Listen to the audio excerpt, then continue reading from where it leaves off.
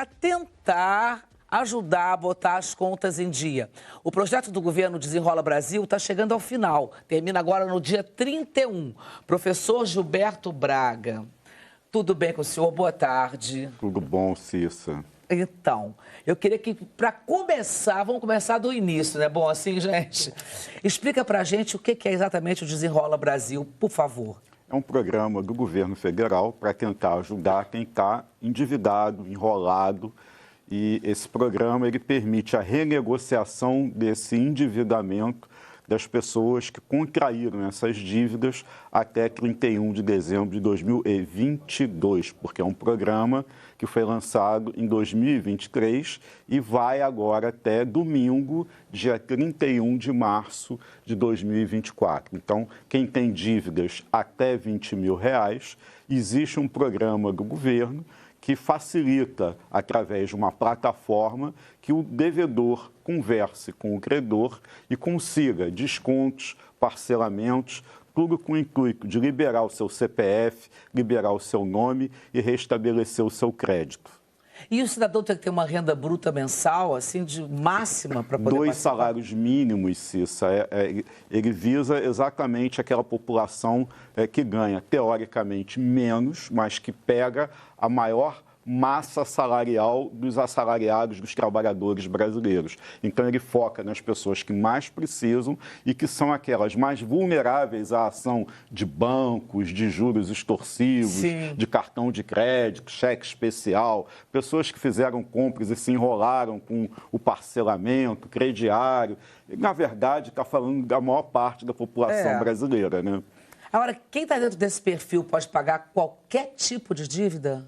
Na verdade, as dívidas, elas estão praticamente quase todas dentro do programa, mas é preciso que o credor, ou seja, quem que vai receber o dinheiro, tenha feito a adesão ao programa. Só que conglomerados do tipo SPC, Serasa, que são muito conhecidos, que são empresas avaliadoras de crédito, de negativação de CPF, elas aderiram ao programa. Então, mesmo aquelas empresas que não diretamente aderiram ao programa, mas que, se por um acaso usaram essas plataformas indiretas, ou seja, SPC e Serasa, você consegue, através do Serasa, pegar uma empresa que não tenha aderido ao programa. O importante é que existe um meio que une os dois lados. É um meio muito fácil, é um meio digital, é quase que intuitivo, tem um passo a passo, tem um tutorial para quem ainda não conhece, não fez, e o devedor ele pode, através da internet, sem precisar sair de casa, fazer todo esse trabalho de uma maneira muito simples e intuitiva. Agora, para aqueles que ainda têm dificuldade tecnológica, não sabem acessar, ele pode procurar os parceiros, que são alguns bancos, e a própria agência dos Correios. Existem pessoas treinadas para orientar os devedores a fazer o passo a passo. Agora, você pode quitar a sua dívida de uma só vez? Assim, você tem que quitar de uma só vez ou você pode parcelar? Na verdade, existe uma regra. A regra é: quanto maior o valor que você paga à vista, ou quanto menos parcelas, em tese o desconto fica mais generoso. Mas você pode pagar em até 60 parcelas, ou seja, em até 5 anos. A única exigência é que a parcela mínima seja equivalente a pelo menos R$50. Gilberto, você tem dados sobre a adesão? Você disse aí logo no começo que o programa termina dia 31 de março, no próximo domingo, né, Cícero? Isso. E a gente tem visto os últimos levantamentos falando do nível de endividamento das famílias brasileiras. Desde a pandemia, esse nível de endividamento subiu muito, porque a vida ficou difícil para todo mundo. Tem já dados sobre a adesão? Quer dizer, a gente já pode dizer, eu tenho lido muita coisa dizendo que o Desenrola é um sucesso, é um programa muito bem sucedido. Tem dados sobre isso também? Tem dados. O programa ele tem 2 faixas de renda. No primeiro momento foi a faixa 1, com dívidas muito baixas, até R$5 mil, e as pessoas que deviam até R$100, elas tiveram seu nome limpo, sem precisar pagar a dívida. A dívida continuou lá, as pessoas continuam devendo, mas o seu CPF foi reintegrado, digamos assim, à condição de não devedor. Então, essas pessoas puderam novamente voltar a comprar, fazer crediários e etc. essa primeira fase foi uma fase extremamente bem sucedida. Eu não tenho o dado aqui de cabeça, mas como ela foi praticamente automática e exigia muito pouca ação ativa do devedor, porque basta você ter simplesmente aquela conta na plataforma gov.br no nível mais simples, então automaticamente toda a população trabalhadora, de uma forma geral, conseguiu acesso a isso. Essa segunda fase pega quem deve mais de 5 mil e vai até 20 mil reais. Já era até para ter acabado, o governo prorrogou até o dia 31 de março e criou algumas facilidades, né? Uma delas foi essa adesão dessas agências do tipo Serasa para facilitar a vida, fazendo com que elas possam fazer essa união. E o governo ainda não tem a apuração final, só vai sair agora quando terminar essa segunda etapa. Mas a segunda etapa, a adesão estava muito aquém das expectativas que o governo tinha. E a grande dificuldade, Mica, era exatamente você ter o acesso à conta na plataforma gov.br que fosse prata ou ouro. E para você progredir do nível mais simples para o nível prata, você tem que ter o reconhecimento facial. Então, o governo percebeu que existia uma dificuldade até de usar o aparelho celular. Ele até fez uma facilidade no sentido de que você poderia fazer esse reconhecimento facial com a câmera de trás, porque ele descobriu numa pesquisa que as pessoas tinham que, para fazer o reconhecimento facial, ter um celular com a câmera na tela, na parte da frente do aparelho, e isso era um limitador tecnológico. Claro. Então, muita gente não conseguia, porque o governo achou que as pessoas já tinham celulares ultramodernos, caros, avançadíssimos tecnologicamente, e não tinha. Então, ele prorrogou o prazo e permitiu que as pessoas, assim, uma possa com o celular, com a câmera atrás, fazer o reconhecimento facial com a ajuda de qualquer outra pessoa.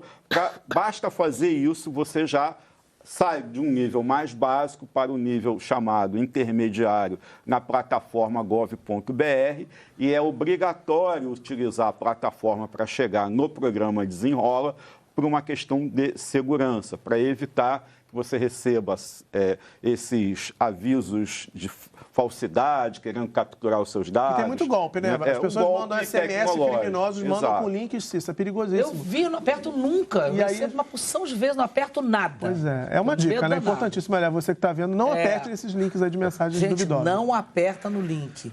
Agora, Gilberto, deixa eu te perguntar uma coisa. Não aperta no link é ótimo. Meu Deus do céu. Começou o programa, começou o Sem Censura, disse sim. Ainda bem que é sem censura. Não é, Gilberto? Agora, Gilberto, me diz uma coisa. Como é que você para consultar quanto, por exemplo, pode ser que eu não me lembre mais quantas dívidas eu tenho. Para consultar assim, as minhas dívidas, é só entrar no site? Você entra no site, chama Desenrola Brasil. Isso. Vai ter lá o passo a passo, vai ter que ter lá o Gov. Ele vai pedir o acesso à sua conta. E para você não cair em nenhum tipo de golpe, ainda existe uma segurança na entrada, ou seja, ele vai gerar um SMS com um código de confirmação, e depois que você recebe esse código e você confirma que você é você, que os seus dados são aqueles, você está dentro do programa. E lá você tem um tutorial para fazer tudo, descobrir quais são as suas dívidas, para quem você deve, se tem proposta de renegociação já colocada, já existem algumas propostas básicas dessas lojas de departamento. Você comprou ali uma geladeira, uma televisão, um rádio, uma roupa. Essas lojas que são de rede, mais famosas, elas já têm um programa de renegociação pronta, mas independentemente disso, o devedor pode fazer uma proposta. Olha, essa daqui não me interessa, eu não consigo desse jeito. Ele pode fazer uma proposta desde que sejam até 60 vezes, 60 parcelas mensais, e que nenhuma parcela seja inferior a R$50. Tá, tem um estigma, assim, que a gente tem, sei lá, a gente sempre pensa que nosso gasto é mais, que o nosso endividamento é maior com supérfluos, né? Eu nem considero supérfluos, mas assim, com televisões, eletrodomésticos, não sei o quê. Mas houve agora uma pesquisa dizendo que 59% do endividamento do brasileiro é com alimentos, são com alimentos. Da Serasa essa pesquisa, hein? Isso é muito sério. Demais, porque o que a gente deve entender é que, dependendo do nível salarial da população, do cidadão, da sua família, ele acaba que ele pega a maior parte, mais de 50% da sua remuneração, para colocar comida na mesa. Então, sobra muito pouca coisa para o restante. E a gente falar em necessidade básica, isso tem um certo grau de subjetividade, né? Por exemplo, cultura para mim é básico. Então, eu acho que você precisa ter uma remuneração que seja digna, que remunere de uma maneira adequada o seu trabalho e que você tenha direito, além de comer, de viver bem. Viver bem significa vestir, morar, poder ter dinheiro para passear. Eu acho que isso é um direito inenarrável, indiscutível, que a gente tem que permitir ao ser humano ter, né? A economia, eu sou economista, é uma ciência social. Então, apesar de a gente estar muito associado a número, estar falando aqui de dívida, de crédito, de juros, etc., na verdade, a função da economia é permitir que as pessoas sobrevivam de forma condigna dentro do ambiente social. Então, quando a gente fala em remuneração, a gente fala em cesta básica, as pessoas pensam muito só em comida, mas vai muito mais além disso, em condições dignas de viver. Claro. Agora, porque é muito difícil, né? Quando a gente está devendo alguma coisa, a saúde mental também fica muito abalada, né? Eu, quando estou devendo algum boleto de noite, não há remedinho que me bote para dormir. Algum de vocês já passou por isso? Eu sou meio CDF com as contas. Com seus boletos, assim, né? Felizmente. Ainda bem, hein, Pedro? Mas ainda bem que você pode, né? Sim, pois é, exatamente. É um privilégio, né? Mas, pois é. Eu fico segurando muito a onda para não correr risco, assim. A gente tira um sono, né? Eu prefiro não comprar nada a prazo e tal, assim, então... Meu pai me ensinava isso, não comprar nada a prazo, não usar muito a prazo. Você compra muito a prazo? Não compro. E eu ia comentar aqui, no caso, não são só as pessoas de classe média baixa, não. A classe média alta também passa por isso. Às vezes não é só com compras supérfluas, como se diz, não. É a falta de saber administrar o seu gasto, Sim. a entrada de dinheiro e aquilo que você tem para gastar. Educação econômica, né? E do jeito que a gente andou vivendo depois da pandemia, realmente acho que todo mundo andou tropeçando aí nas suas contas. Não teve como não. Não teve como não. Claro que, graças a Deus, alguns não chegando a precisar dessa nova opção que é o Desenrola. O desenrola que ajuda muito. Os gastos, por exemplo, também principais, a gente só fala de comida. Gente, se você não ter luz até tudo, mas você não ter água, não conseguir pagar água, não ter água, né? Eu acho que vocês colocaram questões que são, assim, muito importantes, porque, primeiro, a questão da saúde ser deteriorada pela perda financeira, pelo endividamento, por não conseguir pagar um boleto. Isso tem muito a ver com um problema de educação cultural e social do nosso país, né? Então, nós temos um ensino, me permita dizer isso aqui, enciclopédico, e algumas questões que são muito importantes no dia a dia adulto das pessoas ficam para trás. Uma delas é o que vocês falaram, a falta da educação financeira. Sim. Bem ou mal, eu acho muito importante saber todos os rios afluentes do Amazonas e não sei o que eu estudei na minha vida escolar, mas isso hoje tem muito pouca serventia no meu dia a dia. Agora, todo dia, nós todos temos que pagar, nós temos que lidar de alguma maneira com o dinheiro ou suas formas. E às vezes a gente encontra pessoas que não sabem as questões básicas de matemática, fazer uma regra de crédito, uma proporção de juros. E na hora que você vai contratar um crédito, boa parte das pessoas se endividam e tomam decisões erradas por falta de preparação. Então, eu acho que isso é uma coisa que a gente precisa, é educação financeira. E junto disso, essa falta de preparação que leva a esse endividamento e a você ficar doente, é a questão de você achar que você falhou. Então, as pessoas têm vergonha de... Uma primeira reação é esconder que estão endividadas. A própria família, inclusive, né? E, às vezes, elas se endividam mais para manter uma aparência, manter um ou que agiu de má fé, né? Ser com vergonha. Aí pega emprestado a um amigo, não consegue pagar, não tem jeito de dizer que não vai pagar, perde o amigo, perde a amizade, fica doente. Quando não vai pro agiota, né? Isso, aí vem todo o somatório, né, Cícero? Então, na verdade,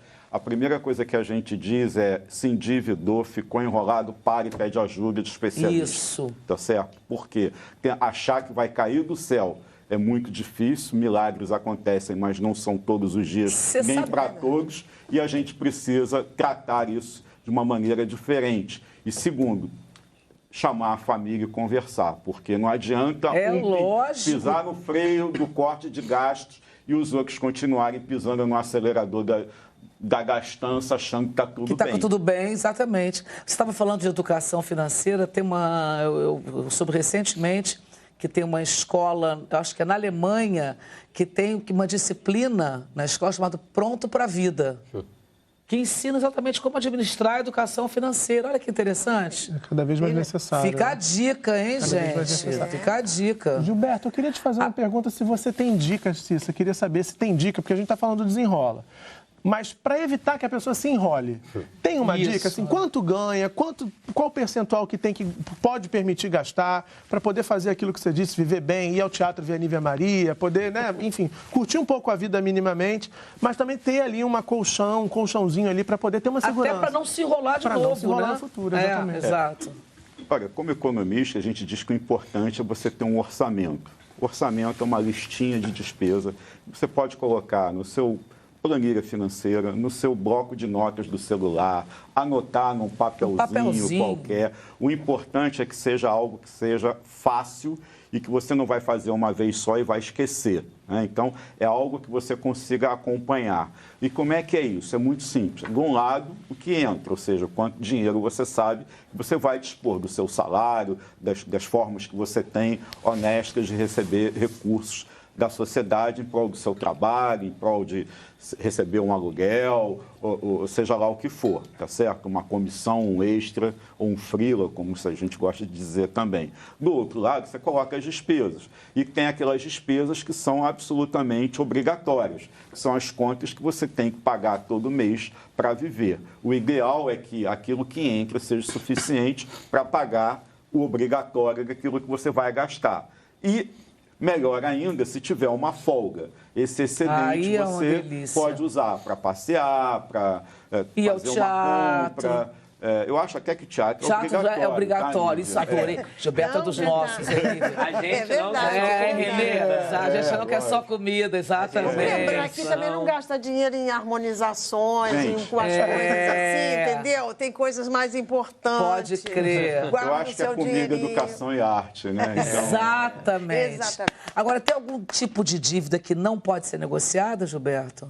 Na verdade, as dívidas no programa Desenrola que não podem ser negociadas são as dívidas basicamente da casa própria, ou seja, o financiamento imobiliário, e outras que são muito semelhantes, que são aquelas com garantia real. Por exemplo, você comprou um veículo e aí o seu veículo está alienado. É aquele que, se você não paga a prestação do carro, o dono que te financiou, a financeira, ele pode pegar o bem e levar a leilão. Então, esse tipo de dívida você não pode negociar porque tem um outro tipo jurídico que trata esse tipo de endividamento. Agora... Então, basicamente, casa própria e dívidas com garantia real, que são aquelas em que o próprio bem garante que se você não pagar, o bem vai ser vendido para cobrir a sua dívida. Agora, Gil, me conta uma coisa. Paguei a dívida... Desenrolei, tô toda desenroladinha. Quanto tempo que meu nome leva para sair, para ficar limpo também? Para ficar basicamente em até 24, 48 horas do momento que você fizer o primeiro pagamento. Ou seja, o credor precisa enxergar que você pagou. E aí, Cissa, você pode pagar em Pix, você pode pagar em débito automático na conta bancária e em boleto bancário. O boleto bancário demora mais tempo, porque é preciso que um banco informe ao outro que você quitou aquele papel, né? Aquele boletão. Agora, no Pix, é basicamente no mesmo dia. Agora, vamos repetir aqui, Gilberto, que é importante, até quando que a gente tem Desenrola Brasil? Gente, é pouco tempo, hein? Até domingo, dia 31 de março. Domingo de Páscoa, você pode, olha, em vez de comprar um ovinho, compra um ovinho, mas desenrola também, pelo amor de Deus. Agora, lembrando que a gente vai ter feriado na sexta, mas amanhã... Os bancos, os correios funcionam, então as pessoas que têm dificuldade em fazer navegação, têm medo, acham que vão se enrolar, elas podem procurar presencialmente uma agência de todos os grandes bancos, Banco do Brasil, Caixa, os bancos privados, eles participam desse programa, tem lá uma área nas agências para fazer esse apoio, qualquer agência dos Correios também eles estão preparados para dar esse suporte. E pela internet até domingo, meia-noite. Cissa, tem uma dica ótima aqui, que eu entrei no site do Desenrola para a gente dar o link para a galera, né? Pois endereço. Menino, eu ia dizer isso agora, eu ia perguntar como é. Cara, a gente está danado, hein, Muca? Desenrola.gov.br, desenrola.gov.br, acessa. E olha, até o dia 28 de março são mais de 6 mil agências dos Correios abertas em todo o Brasil para a galera poder buscar esse auxílio e poder se desenrolar. Agora eu quero fazer uma pergunta. Tem uma dívida que seja prioritária? Tem uma regra que eu ouvi de uma amiga minha que estudava jornalismo econômico, que ela falava assim, tenta quitar primeiro a dívida que tem os juros mais altos. Faz todo sentido, né, Gilberto? Sim, e normalmente cartão de crédito e cheque especial, né?